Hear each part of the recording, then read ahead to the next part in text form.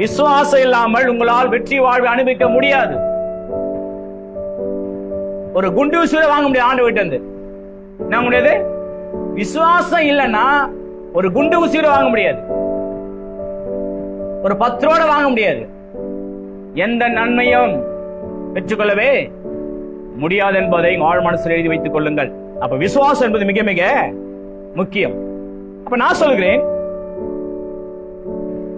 நீங்கள் தண்ணீர்ல தான் வாழ வேண்டும் என்று இருக்கும் என்றால் விசுவாசம் நீங்கள் எங்க வாழணும்? தண்ணீர்ல தான் வாழணும்னு இருக்கும் போது, ஐயோ நான் தண்ணியில வாழணுமா, எனக்கு ஜோரம் வந்துருமே, ஐயோ தண்ணி கடை பயமாச்சே, எனக்கு அலர்ஜி ஆச்சு, ஐயோ எப்படி நான் தண்ணியில வாழ முடியும்?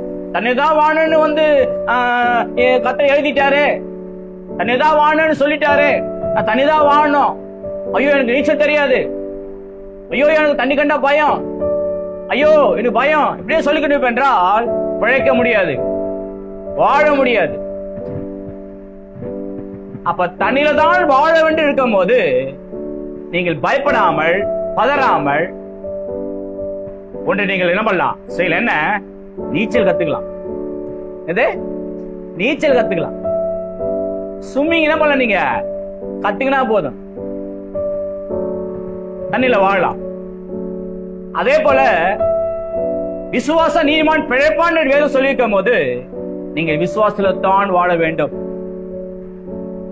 வேலையை நம்பி வாழக்கூடாது, ஒரு வியாபாரத்தை நம்பி வாழக்கூடாது, அப்பா அம்மா நம்பி வாழக்கூடாது, கணவன் நம்பி வாழக்கூடாது, மனைவி நம்பி வாழக்கூடாது, பிள்ளையை நம்பி வாழக்கூடாது. எப்படி வாழணும்? விசுவாசம். காரணம், விசுவாசத்தில் தான் நீதிமான் பிழைப்பான் தெளிவாக சொல்லப்பட்டிருக்கிறது, எழுதப்பட்டிருக்கிறது. ஆவியானவர் கொட்டெழுத்து எழுதிட்டார். ஆவியானவர் கொட்டெழுத்து எழுதிட்டார், விசுவாச நீதிமான் பிழைப்பான். அப்போ நமக்குள்ள என்ன இருக்கணும்? விசுவாசம்.